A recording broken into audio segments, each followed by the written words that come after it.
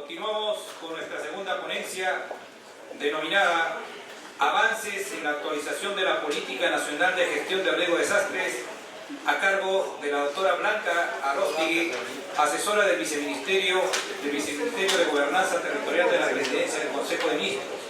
La doctora Blanca Arostegui es de profesión abogada, con mucha experiencia en gestión pública y políticas públicas, con más de 30 años de experiencia y actualmente trabajando en el Viceministerio de Gobernanza Territorial de la Presidencia del Consejo de Ministros en la calidad de asesora en la institución que es el ente rector del Sistema Nacional de Gestión de Riesgo de Desastres. Un fuerte aplauso para la doctora.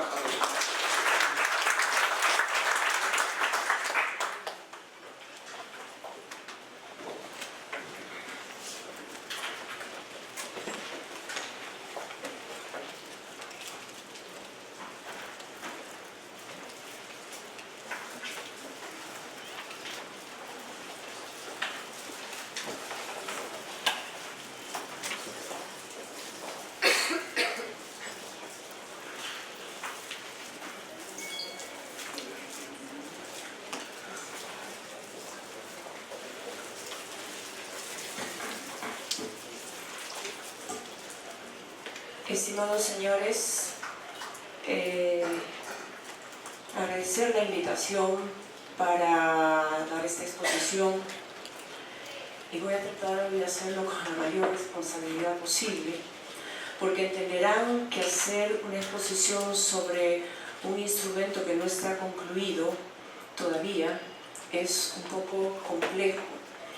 Además de ello, es que efectivamente estamos apostando a cumplir también las normas, metodologías del planeamiento estratégico, que en muchas partes es bastante abstracto, que se nos obliga a información oficial, evidencias concretas, reales, etcétera, una metodología un poco compleja, a desarrollar un costo-beneficio.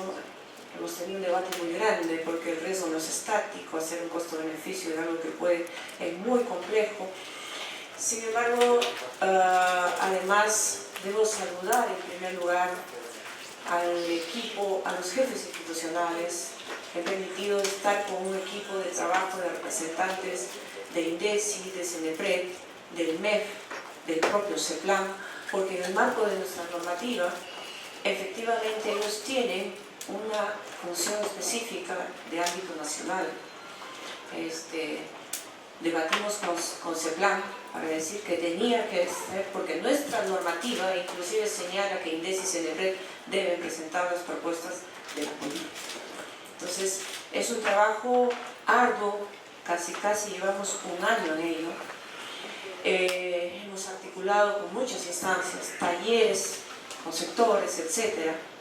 Importante la última pregunta que hizo el representante, efectivamente reuniones especiales con la Dirección de Gestión de Cambio Climático del MINAM, ¿no? Porque hay una confluencia y una articulación necesaria con cambio climático, pues hablamos de riesgo climático, se están haciendo qué metodologías de evaluación de riesgos climáticos, si la gestión de riesgos desastres abarca todo ello. Entonces la OCDE vino al país y he hecho un trabajo, he sacado un documento justamente de cómo es el avance o qué es lo que está viendo entre esa articulación entre gestión de riesgos de desastres y cambio climático. Luego con el tema de enfoque de género, etcétera. Es una complejidad de trabajo, pero que tenemos que apostar a ello.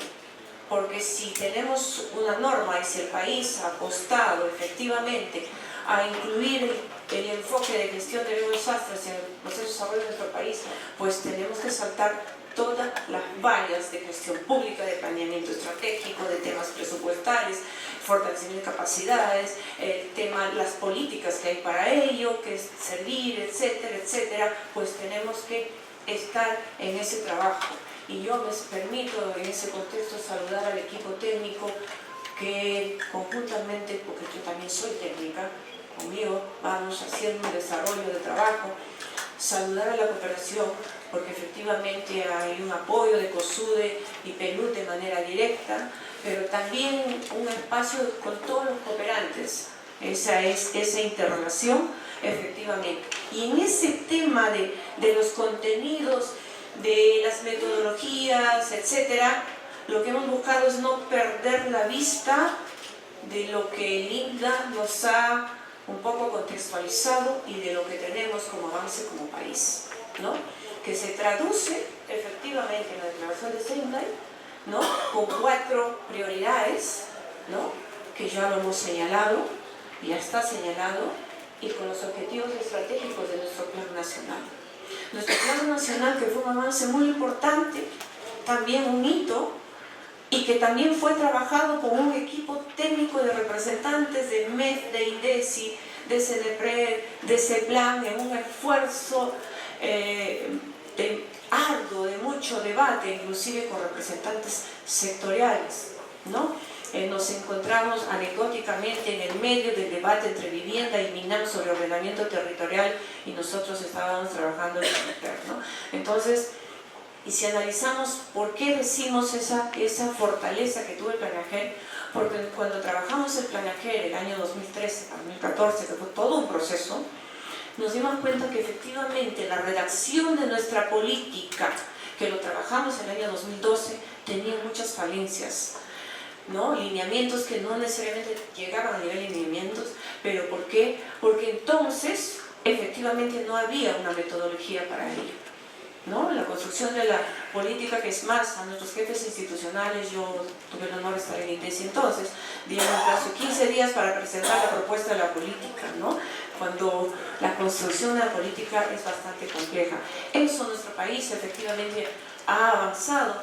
El año pasado, con la dación del Decreto Supremo 029-2018 PCM, que reglamenta las políticas en el país, ¿no? Que reconoce las políticas de Estado aprobadas en el marco del Acuerdo Nacional, que identifica y señala qué es una política de gobierno, que señala qué tipo de políticas nacionales tenemos, y efectivamente tenemos 2 tipos, las sectoriales y las multisectoriales. Nosotros contextualizamos una política multisectorial, ¿no? Pero además de ser una política multisectorial, respondemos a un sistema funcional. La Ley Orgánica del Poder Ejecutivo nos dice, ¿para qué son los sistemas funcionales?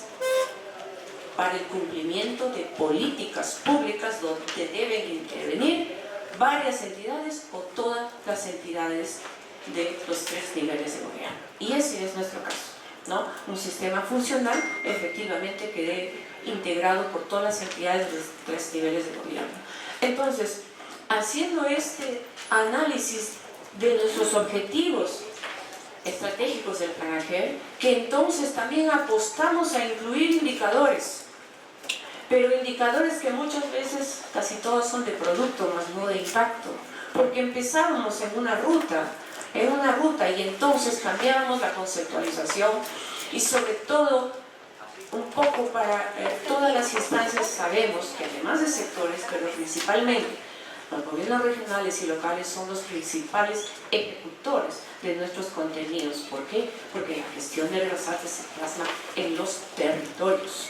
Ahí es nuestra ruta, ahí es donde debemos estar, ahí es el real ámbito de acción tanto de INDECI y CENEPRED, ¿no? Entonces, tenemos esto, y efectivamente cuando trabajamos la estrategia de implementación del Planajer, porque el Planajer tiene unos lineamientos para su implementación, 4 líneas de acción claves, y la estrategia de implementación en realidad es una agenda de trabajo, es una agenda de identificación de tareas que son cuellos de botellas porque no nos sale la gestión. Un trabajo importante que nos demoramos, y que si bien es cierto hoy la tenemos un poco interrumpida, es porque justamente estamos haciendo este trabajo de la política que nos va a fortalecer. Entonces la visión de este trabajo de la política es sin perder la ruta que efectivamente nos tiene Marco Sendai, y como ya se ha señalado, la articulación con los objetivos de desarrollo sostenible, la OCDE, etcétera, pero con los objetivos estratégicos de nuestro Planajer. Una vez que concluyamos el trabajo de la política y que logremos efectivamente su aprobación, tenemos tiempos perentorios para ello, porque el procedimiento tiene sus tiempos perentorios, vamos efectivamente a entrar a ese trabajo de revisión de nuestro Plan Nacional de Gestión de Desastres, principalmente respecto a los indicadores, respecto a que sus 47 acciones estratégicas guarden concordancia con el tema de servicios, que ahora vamos a ver en qué contextualización está. Entonces, esto ha servido de base, de sombrero para este trabajo. Nos introducimos en la metodología con toda la contextualización, que quiero su comprensión. No voy a precisar los temas de la metodología, porque eso sería un tema de ese plan, pero un poco interactuando, tratar de explicarles y hasta dónde estamos. Efectivamente, tenemos el entregable 1 con la compromiso de ese plan, el 2 también y el 3 en proceso de ello, y solamente un esbozo. Efectivamente, la metodología y procedimiento de ese plan que está en su guía nos señala efectivamente estos pasos, ¿okay? Esas etapas. Y empezamos el trabajo más o menos octubre, noviembre de 2018. Sin embargo, teníamos, como les señalamos, el apoyo efectivamente a la consultoría, etcétera. Pero lo importante además es institucionalizar ese desarrollo de trabajo, ¿no? Entonces, si no iniciábamos el proceso ante ese plan, era como que no estábamos iniciando el proceso de actualización de la política, ¿no? Entonces, efectivamente, Presidencia y Consejo de Ministros remitió un oficio a ese plan, señalando, teniendo un antecedente que ya el año anterior había indicado cuáles eran esas políticas que debía considerarse efectivamente, y CEPLAN nos manda un plan de trabajo, y en ese marco de ese plan de trabajo que tenía que darnos efectivamente la asistencia técnica. Entonces, este plan de trabajo se traduce en 4 entregables, ¿no? Un primer entregable que contiene la delimitación, enunciación y estructuración del problema público, la situación futura deseada y alternativas de solución. El entregable 3 que tiene los objetivos prioritarios, indicadores y lineamientos. Es en el entregable 3 donde se van ya plasmando los contenidos de nuestra política. Y todo esto, el entregable 1, el entregable 2, como les reitero, basados en información, en data oficial, etc. No en proyecciones. Hemos tenido mucho debate con CEPLAN. El entregable 1, entenderán, es un documento de 99 páginas, ¿no? Donde hemos tenido un debate muy grande porque teníamos efectivamente que evidenciar. El entregable 2 igual, y estamos en este momento en cerrar el entregable 3 que contiene como está acá. Entonces, efectivamente el entregable 1 tiene como contenido la delimitación del problema público. No es un estudio, no es un diagnóstico, porque entenderán que para hacer un estudio, un diagnóstico, pues tiene sus confluencias, etcétera, que nos llevaría, wow, ¿no? Un año quizás en un trabajo de estudio, pero sí es una identificación con evidencias, etcétera, que nos traduce luego en el enunciado del problema público, la estructuración del mismo, ¿no? Y el modelo del problema público, que es a través de un árbol de problemas. Entonces, esa enunciación del problema es alta vulnerabilidad de la población y sus medios de vida ante los desastres en el territorio. Reiteramos, es el tema de que la gestión de los desastres se plasma en el territorio. Y es ahí, efectivamente. Eso está traducido en esto. Causas directas e indirectas, ¿no? 5 causas directas que nos traduce efectivamente.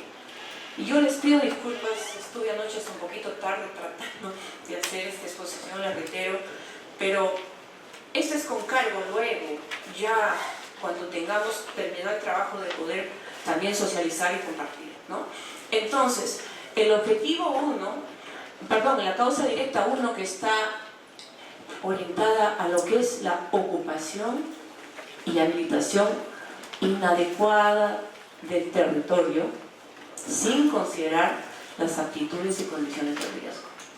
Esto es una realidad y que todos efectivamente lo sabemos y esto efectivamente lo hemos plasmado. Luego, una segunda causa directa, la débil comprensión del riesgo de desastres en todas sus dimensiones. Marco Sendai nos habla de la comprensión del riesgo, ¿no? Pero esa comprensión del riesgo, como lo dijo Linda efectivamente, que implique que los estudios, mapas de peligros, etcétera, tengan tal comprensión que se plasmen en intervenciones en territorios, que sirvan para plasmar efectivamente en intervenciones en territorios, ¿no? El tema, la causa directa 3, débil gobernanza de la gestión de los desastres, ¿no? Efectivamente, sí, pues todavía tenemos ese tema de la débil gobernanza en todo el contexto de lo que implica gobernanza, no solo en la organicidad, ¿no? La debilidad en la incorporación e integración de la gestión de los desastres en las inversiones públicas y privadas. No solo en los proyectos de inversión pública, en las inversiones públicas y privadas, ¿no? Nos vamos encontrando, continuamos haciendo inversiones, tanto el sector público como privado, que no están considerando temas de gestión de los desastres, ¿no? El tema de la reconstrucción, el tema de lo que seguimos desarrollando, efectivamente. La falta de eficacia y oportunidad para la respuesta y recuperación. Esto contextualiza 3 contextos: la propia respuesta a la atención de las emergencias, el tema de la rehabilitación y el reconstruir mejor. El mensaje es el: sí, pues, hicimos un esfuerzo en trabajar, tenemos unos lineamientos referidos a reconstrucción, porque la pregunta es: ¿se hace reconstrucción solamente cuando hay un impacto mayor, cuando hay un desastre de gran magnitud? ¿O la reconstrucción también es en esas pequeñas cosas, nuestros pequeños distritos que pierden un badén, un puente pequeño, ¿verdad? ¿No? Su centro de salud o algo que han logrado, y que las actividades de emergencia o las de rehabilitación no necesariamente llegan a la temática de lo que hay hoy, y hay un poquito de temática de recuperación otra vez. Entonces, esto efectivamente son esas causas directas que tienen una temática de consecuencias y efectos en lo que es incremento de la informalidad y vulnerabilidad de los desastres, altos niveles de riesgo, el incremento del impacto de los desastres a largo plazo, efectivamente, pérdidas de vidas y deterioro de medios de vida, generando costos y sobrecostos, población desatendida de desastres, ¿no? Y ese gran marco, la generación o la continuación de generación de nuevos riesgos, ¿no? Que implica exclusión social y otros aspectos. Esto es la contextualización del problema público que tenemos, pero que está mirado y analizado efectivamente para ir entrando. Y esa estructuración, si me permite de manera rápida, lo que quería compartir, es toda la información que se ha tenido que evidenciar, que documentar efectivamente para lograr ese sustento de por qué efectivamente es una causa directa y sus respectivas causas indirectas, ¿no? Cada una de ellas mencionadas, y que está en todo ese análisis para llegar a esa causa efectivamente directa que aglutina todo el análisis de lo segundo que está, ¿no? Entonces, ese es el trabajo que efectivamente hemos hecho para este tema de la estructuración del problema público. Estas son las principales fuentes consultadas. Reitero, CEPLAN es la exigencia de fuentes oficiales de información que teníamos efectivamente que consolidar, construir, pero con información, reitero, oficial. Segundo entregable, ¿ok? Tenemos el tema del problema público. con unas causas directas, ¿no? E indirectas, etcétera, y todo ese análisis, esa contextualización, ese primer entregable ha sido un trabajo de varios meses. O sea, no ha sido con formatos, etcétera, talleres que hemos hecho, es una aglutinación de bastantes contenidos y además de información, de revisión de información. El segundo entregable nos señala, ok, ante esa temática del problema público, ¿cuál es la situación futura deseada? ¿Qué alternativa de solución efectivamente identificas? Entonces, este segundo entregable tiene la descripción o el desarrollo de esta situación futura deseada del problema público. De esa situación de problema público debería tener varios ítems, ¿no? O sea, la situación futura deseada tendríamos que detallar, pero he hecho un análisis de cuál es lo que aglutina, ¿no? Lo que llevaría efectivamente a lograr esa situación futura deseada del problema.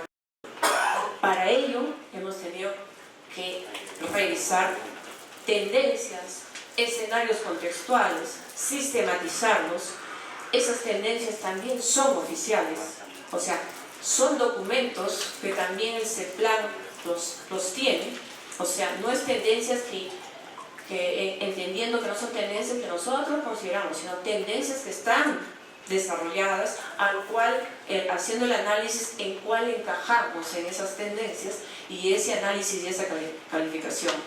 Además, luego, el desarrollo de qué alternativas de solución, pero alternativas de solución que teníamos que hacerlo con evidencias. ¿Qué significa ello? En que otros países que puedan efectivamente estar desarrollándose y qué resultados en lo posible de esas alternativas que tú estás considerando. Entonces ha sido un trabajo de encontrar información, principalmente nosotros con una mirada obviamente de países que sean similares a nuestro contexto geográfico, etcétera, ¿no? Entonces ese trabajo efectivamente, después, ¿qué intervenciones tenemos? ¿Qué intervenciones mejoradas de ellas o qué intervenciones nuevas poder identificar? Y para ello, efectivamente, para hacer un análisis costo-beneficio. Este análisis costo-beneficio que ha sido un amplio debate, y esta es la cronología de actividades que hemos tenido para ese desarrollo. Este es, por ejemplo, bibliografía de situación futura deseada, de análisis de riesgo y oportunidades, porque si tengo alternativas, o si el análisis de riesgo y oportunidades me tiene que llevar a eso. Esta dinámica de trabajo lo hemos hecho con estos: análisis, discusión de propuestas, identificación de tendencias. Para dicho efecto se consideran las sumidas proporcionadas por cada tendencia. O sea, son documentos gruesos que hemos tenido efectivamente que analizar y que no solo han sido analizados con el equipo que estoy señalando, sino también lo hemos trabajado en talleres con representantes de sectores, efectivamente. Hemos hecho un trabajo, y debo saludar también la participación de la Mesa de Concertación de Lucha contra la Pobreza, que es una instancia que efectivamente cuando Perú trabajó la política de Estado, también tuvo un papel preponderante. Hoy también está interviniendo. Hay etapas, hay momentos donde intervenimos con representación de las personas con discapacidad, ¿no? Por ejemplo, el acceso universal es un tema también, la inclusión. Entonces, toda esa contextualización que hemos hecho, hemos tenido que desarrollar la validación de esas tendencias identificadas con la cual efectivamente la GRD se identifica, pero con la metodología efectivamente que establece. Después, la recopilación de propuestas opcionales de tendencias que también sean específicas, adicionales, que puedan ser identificadas, ¿no? O sea, por los representantes que han trabajado en estos talleres. Además de ello, también se ha hecho el análisis y discusión de escenarios contextuales. Entonces, yo les pido disculpas, como verán, hay algunas cosas que son bastante abstractas, el trabajo un poco complejo, pero hemos saltado esas vallas. Estos son, por ejemplo, la metodología, los formatos, la dinámica de trabajo con la cual hemos trabajado en talleres, ¿no? Este es, por ejemplo, un ejemplo de la matriz de evaluación de riesgos y oportunidades, o sea, esas posibilidades de alternativa de solución, qué riesgos y qué oportunidades tienen para poder ser calificadas, ¿no? Ese procedimiento metodológico efectivamente lo hemos tenido que cumplir. Sin embargo, saludar también a CEPLAN porque hemos tenido la asistencia técnica constante con el equipo, hemos tenido 20 y tantas reuniones de trabajo, es todo un contexto, pero igual, es el reto que tenemos, cumpliendo, como le digo, nuestra normativa, cumpliendo nuestra senda y cumpliendo el avance que tenemos, porque no queremos incluir, mira, tú estabas implementando A, no, ahora tienes que hacer Z. No, esa congruencia de la continuación de lo que hemos avanzado, porque hemos avanzado como país, pero ahora cómo seguimos fortaleciéndonos efectivamente en esa implementación de la gestión de los desastres. Y este es el contexto de la situación futura y deseada. Muchos preguntarán, ¿por qué al 2050? Porque nuestro país ha aprobado la visión país al 2050, ¿verdad? ¿No? Entonces, hacer una política macro como la nuestra en 2030 ya es un poco complicada y hay una visión país al 2050 y esto nos traduce haciendo un análisis de toda la contextualización. Si hemos podido ver, por ejemplo, Marco Senda, hay unos indicadores o unos temas que recoge casi todo, que es el tema de las pérdidas económicas. Entonces, esto es un poco, este es el enunciado que responde luego a un desarrollo, porque para esto, ¿qué necesitamos? Efectivamente priorizar o hacer. Entonces, al 2050, la vulnerabilidad de la población y sus medios de vida ante riesgos de desastres en el territorio se verá reducida, lo cual se reflejará a través de la reducción del 20% de pérdidas económicas directas atribuidas a emergencias y desastres. Porque las pérdidas económicas en relación con el Producto Bruto Interno, ¿no? Obviamente, perdón, me equivoqué por el Producto Interno Bruto. Obviamente las pérdidas económicas pueden ser de otras variables, otros contenidos, pero es que apostamos a lo que efectivamente emergencias y desastres, apostemos a que implique una reducción de pérdidas económicas, ¿no? Asimismo, porque para nosotros es importante este contenido, nuestro país tiene una multiplicidad de peligros, ¿no? Es que asimismo en 2050 se espera que el 100% de la población afectada sea atendida ante la ocurrencia de emergencias y desastres, ¿no? Esto es nuestra situación futura deseada y esta es la contextualización efectivamente ante esas causas directas de un listado de alternativas de solución. Este primer análisis que tiene estos cuadros son alternativas de solución con las intervenciones que venimos haciendo, ¿ok? En instrumentos, programa presupuestal, etcétera, alternativas de solución. Pero, y para esto efectivamente uno de los estudios que nos ha servido un poco para hacer el análisis de alternativas de solución, yo me permito porque creo que ya estoy con la hora, es qué otras intervenciones, qué intervenciones mejoradas o qué nuevas intervenciones necesitaríamos. Y como eso no lo podemos, sino también tenemos que estar basados en el estudio, efectivamente ahí nos ha servido el estudio sobre recolección de datos sobre el sector gestión de riesgos de desastres en el Perú que hizo JICA en el 2014. JICA hizo una proyección de intervenciones con costos, etcétera, etcétera, y hemos hecho efectivamente ese trabajo para lograr hacer un costo-beneficio, porque reitero, hacer un costo-beneficio para el tema de riesgos, que no es estático, que nos viene un evento de gran magnitud y que puede cambiar todo el contexto, efectivamente era complejo, pero igual lo hemos tratado y lo hemos logrado hacer, pero un costo-beneficio referencial, porque nuestra política no es una política de un tema concreto, ¿no? Ejemplo, la política de educación rural. que no deja de ser importante, pero es un tema concreto. En cambio, este es un tema, nuestro tema es transversal, multisectorial, multinivel, etc. Entonces, esa alternativa de costo-beneficio efectivamente lo hemos hecho considerando una temporalidad de tiempo con la base de datos, ¿no? Probables que se tomó del reporte de emergencias del CIMPAC, ¿no? Información oficial año 2013-2018, un espacio de tiempo, ¿no? Qué daños efectivamente hay, y también además adicionándole la data de un desastre o sismo de gran magnitud.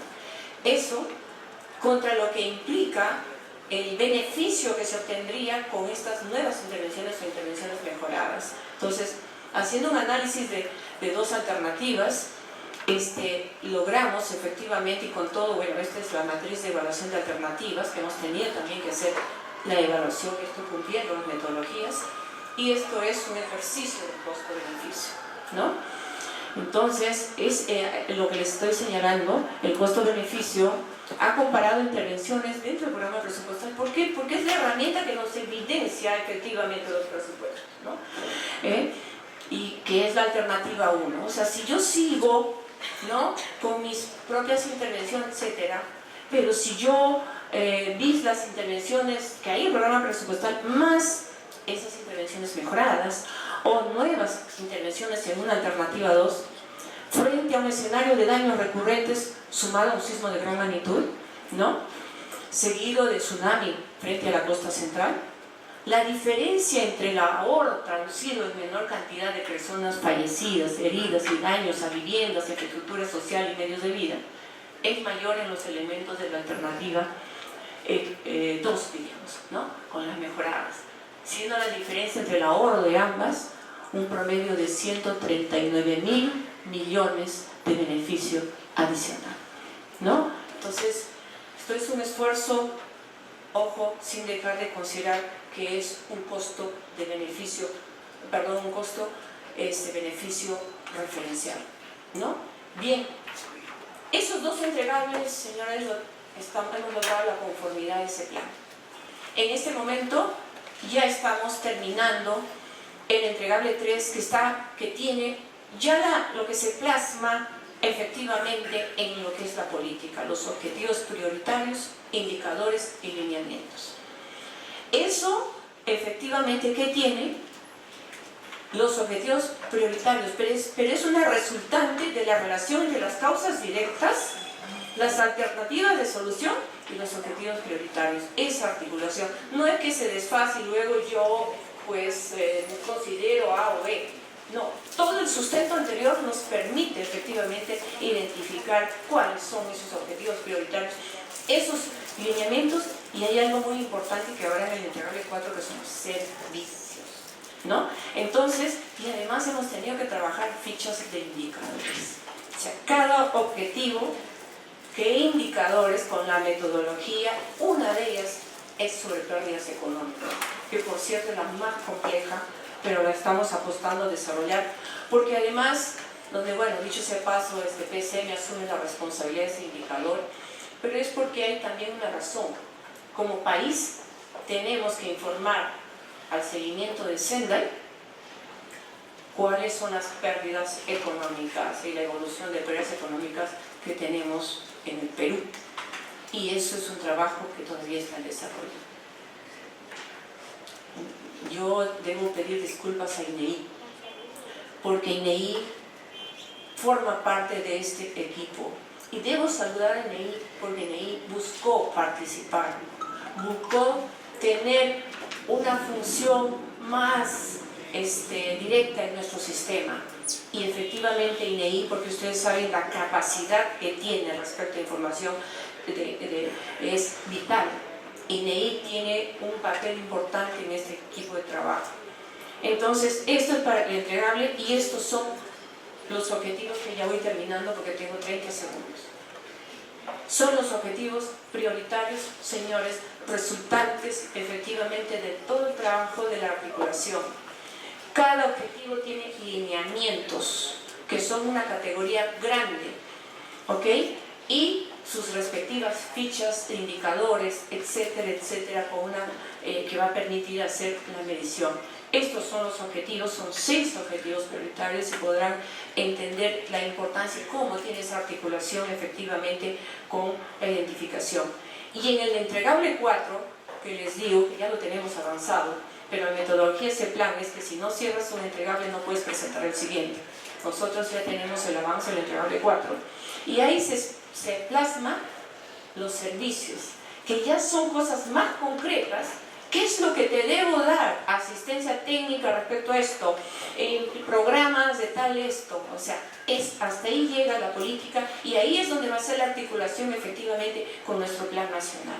Y el tema importante, el alineamiento, que es tanto vertical como horizontal con las políticas existentes en nuestro país, que ha sido un trabajo también grande con los sectores, los que lideran las políticas, etcétera, que hay un trabajo.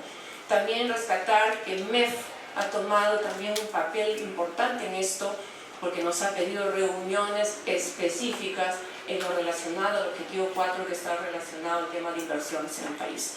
Ellos, ayer hemos terminado la reunión donde están validando efectivamente los contenidos, porque ellos son rectores pues, de los temas de presupuesto público, inversión pública, etcétera, ¿no? Y hay todas otras áreas e instancias. Esto, señores, es el avance del trabajo de actualización de nuestra política nacional de gestión de los desastres. Gracias. Nuestro más profundo agradecimiento por la ponencia efectuada por la doctora Blanca Aróstegui. Según nuestro programa, pasamos al rol de preguntas.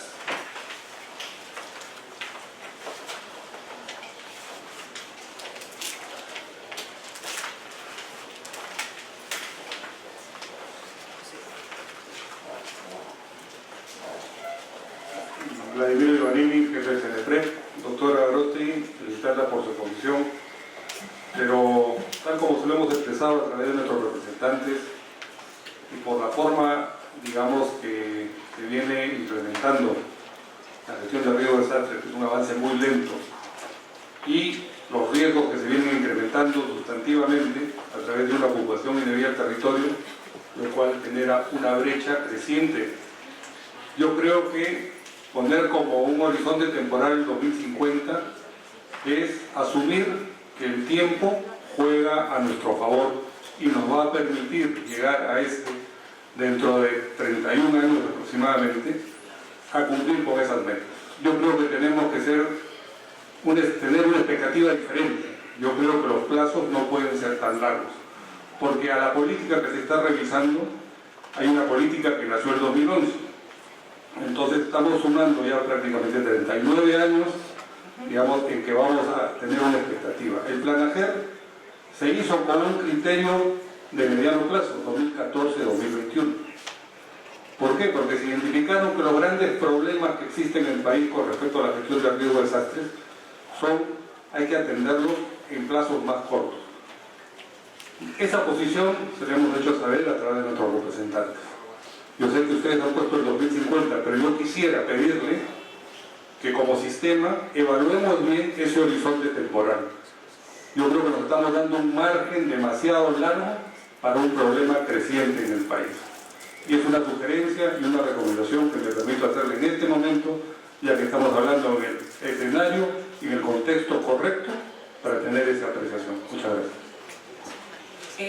Bien, si me permite, tenemos que entender ¿qué implica una política que es el instrumento macro? Pero eso ya no quita que cuando trabajemos en Plan AGER tengamos efectivamente esos plazos de cuál es el avance efectivamente en tiempos que pueda en la operativización de estos contenidos. O sea, esto y además efectivamente las fichas de indicadores que estamos trabajando no son fichas de indicadores a 2050, son fichas de indicadores con logros cada año. ¿Okay? O sea, no es una ficha de indicador que, o sea, ¿qué es lo que hice en 2050? Sino es una ficha de indicador que tiene una línea de base, donde inclusive algunos no tenemos línea de base, ¿ya? Pero con logros cada año hasta el 2050. ¿Qué permitirá eso?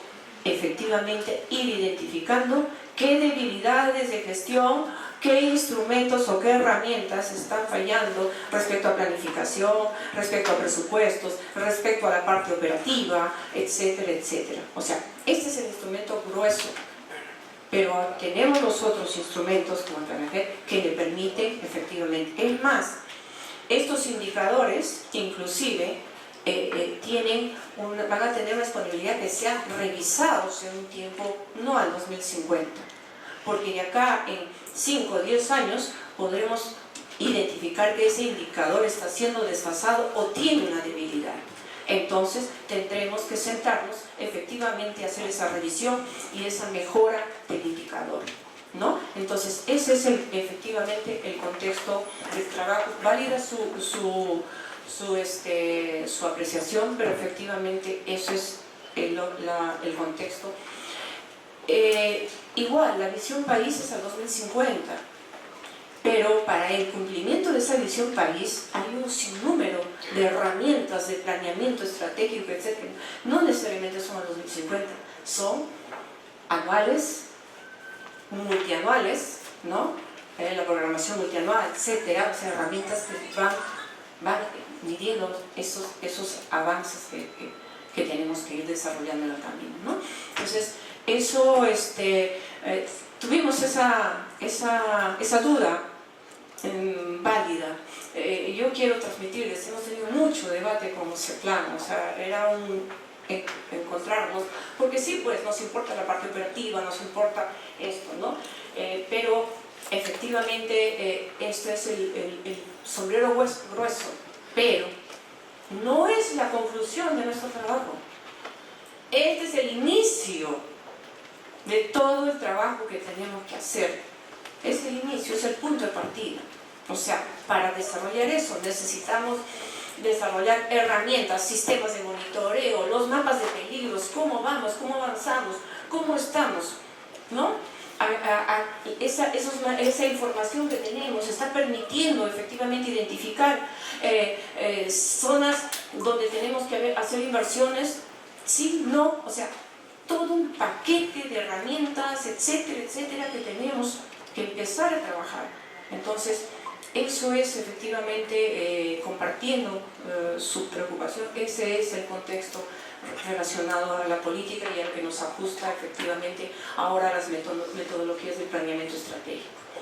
Muchas gracias. ¿Alguna otra pregunta de nuestro distinguido auditorio a nuestra ponente?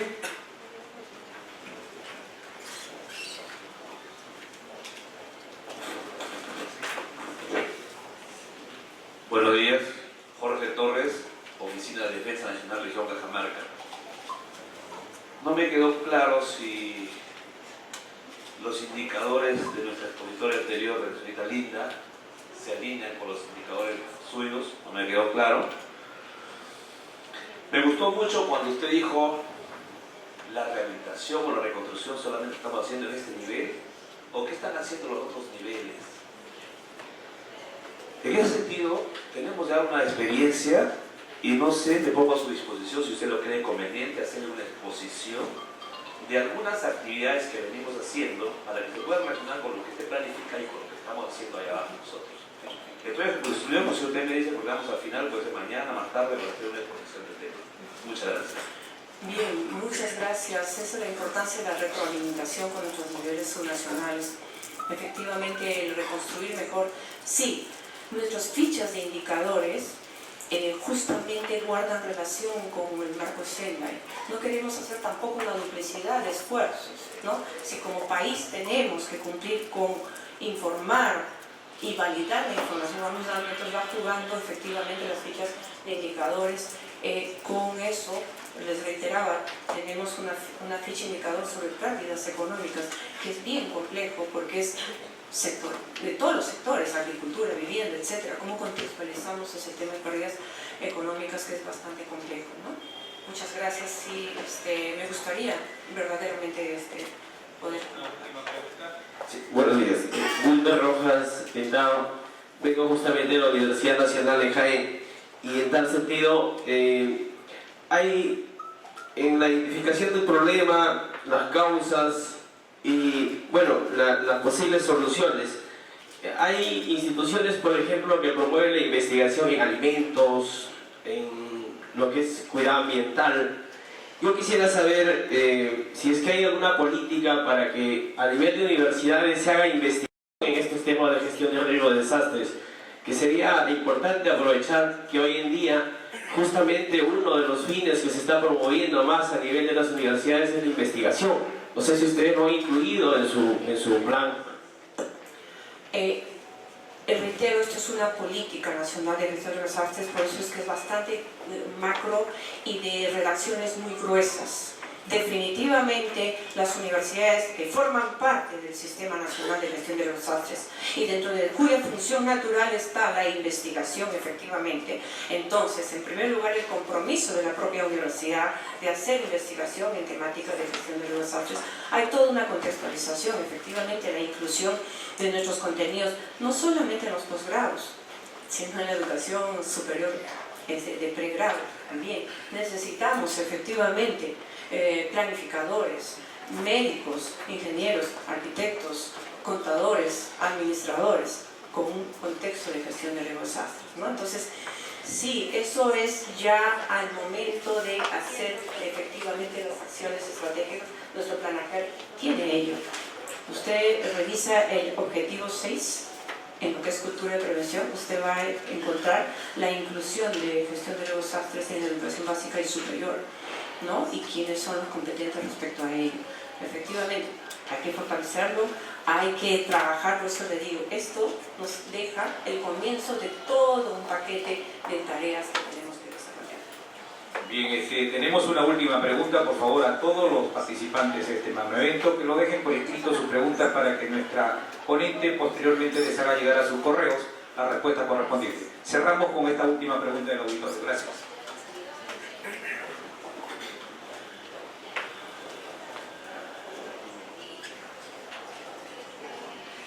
Buenos días, señor Romero de Pérez.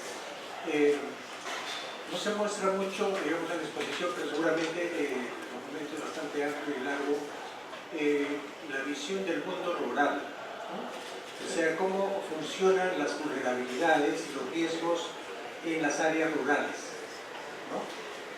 Sí, está bien ampliamente definido, inclusive los objetivos, etcétera, indicadores en el mundo urbano, ¿no? De cómo funcionan las vulnerabilidades y los riesgos se van construyendo en las ciudades, pero habría que seguramente revisar un poco más el documento para encontrar los elementos, cómo funciona en el mundo rural y qué corresponde hacer de trabajo o de gestión de riesgos en el mundo rural.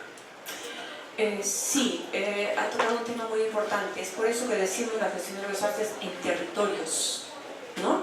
Y los territorios efectivamente incluyen zonas urbanas, zona rural, ¿no? Es todo un contexto. Pero eso, cuando plasmamos en servicios o en actividades ya en AGER, es que precisaremos efectivamente ya esos contenidos, porque claro está, o sea, lo que tenemos que hacer en zona rural no es lo mismo que se tiene que hacer en zonas urbanas, ¿no? Pero sí, como les decía, el documento tiene 99 páginas, es bastante complejo, pero sí se apunta. Por eso es que la enunciación es territorios, ¿no? Porque incluye todo ello. Muchísimas gracias a la doctora. Un fuertísimo aplauso por su presentación. Y el Centro Nacional de Estimación, Prevención y Riesgo de Desastres quiere hacerle un reconocimiento por su excelente ponencia y está a cargo de nuestro jefe institucional, el vicealmirante Vladimiro Giovannini Frey.